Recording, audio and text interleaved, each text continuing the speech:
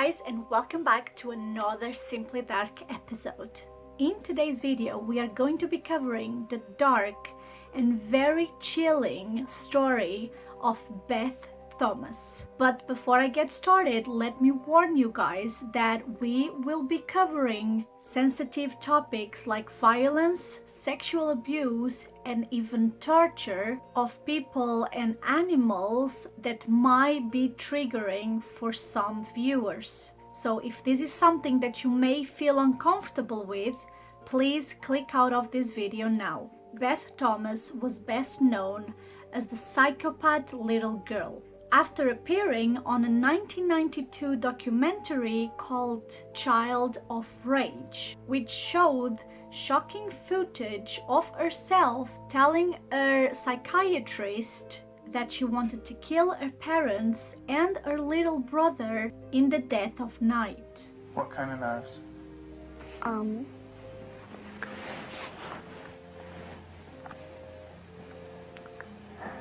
Big sharp ones. And what do you want to do with those knives? Kill John and Mommy with them, and Daddy. However, all this started to a terrible trigger, one that happened before she could even learn how to talk. We know very well that everything that happens during childhood leaves a mark on children. That's why it is so important to have a good emotional development during this important time in our lives. The problem is that sometimes this doesn't happen and problems come out later. Beth lost her mother when she was only 1 year old.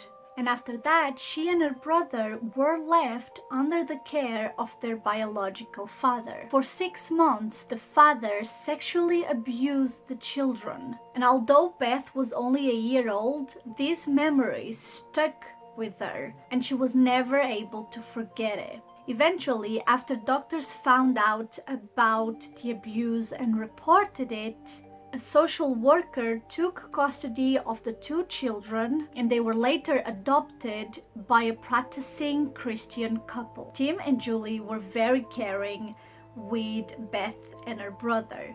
They couldn't have a baby of their own, so they felt like these children were a gift given by God. But what they didn't know was that this dream was soon to become a nightmare. Beth started having terrible nightmares, and although the nightmares were very worrying to her adopted parents, what worried them the most was the fact that Beth was becoming very violent. Not only to them, but as well as her brother. Beth would constantly tell her parents that she wanted to stab and kill them, and she would beat up her brother while he was sleeping. When you do things to your brother's private parts, what does he say? Stop. Okay, tell me that.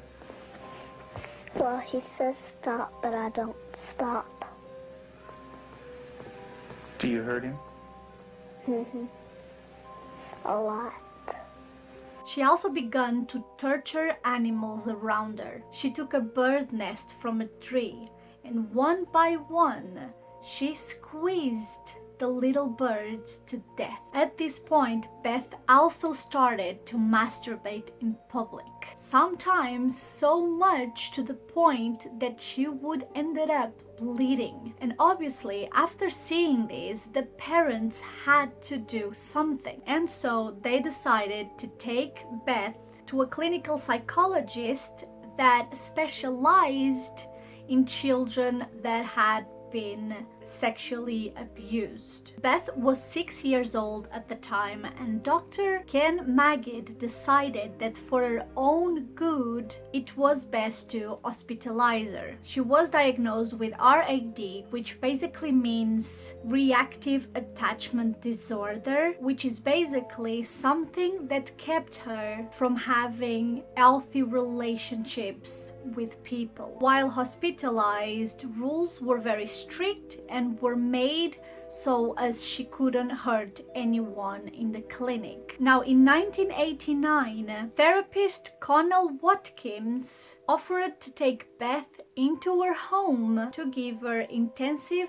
behavioral modification therapy, which the parents completely agreed. Connell began by setting up all these restrictions on the young girl. Beth had to give up control, so what they did was they made Beth ask for everything that she needed. So that way she would realize she had no control whatsoever. So even if she wanted to drink a cup of water, she would have to ask first. And at first she would also be locked in a room during the night so she wouldn't harm anyone.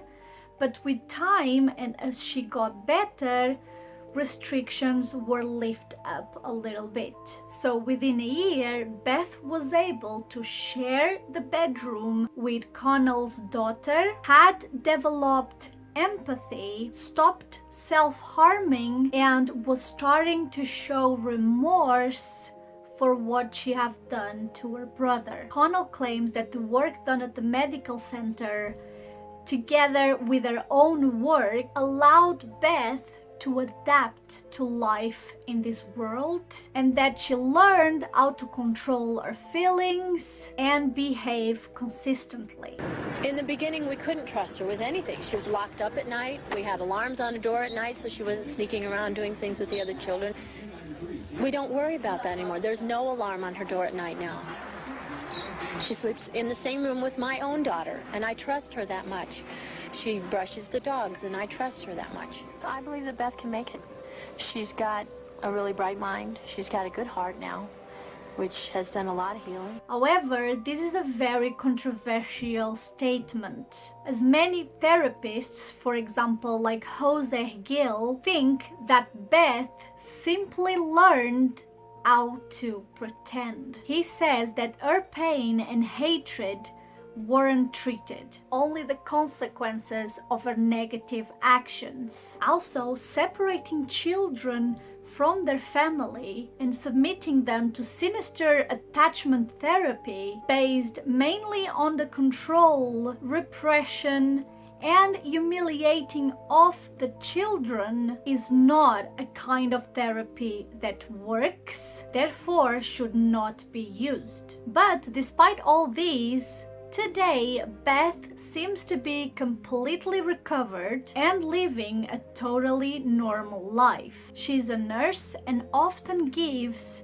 talks about parenting and also about attachment therapy. And apparently she has earned several awards and has turned into a very successful woman. Now, there is one thing I can't get out of my mind. Was Beth really a psychopath? Or was she more of a sociopath? I am not a professional therapist or anything like that, so I have no idea what I'm talking about.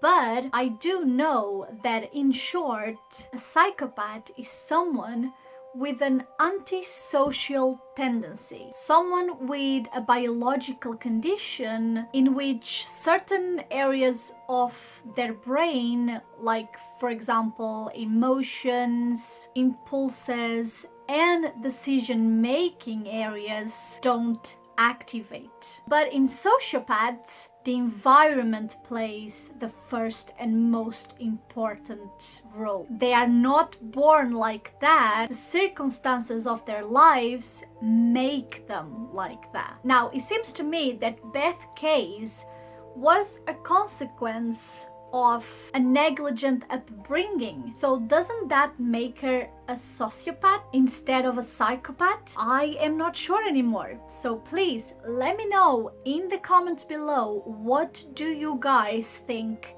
about this? I really love to read your comments and reply to them as much as I can.